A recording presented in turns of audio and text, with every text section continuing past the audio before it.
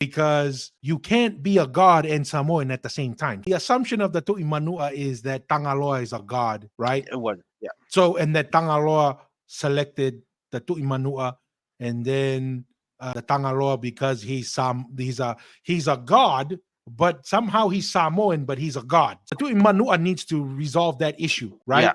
Because you can't be a god and Samoan at the same time. So, which we got to answer that first. Then the next part is, if you guys say he's a god, which is they all agree, and Tonga says no, he's not a god, how do you resolve that? Because you're saying it's a god, we're saying it's a person. So it sounds to me, if Samoa believes that Tagaloa is a god, then they're saying Tagaloa is their king, and we're saying yes, you are correct, and that king lived in.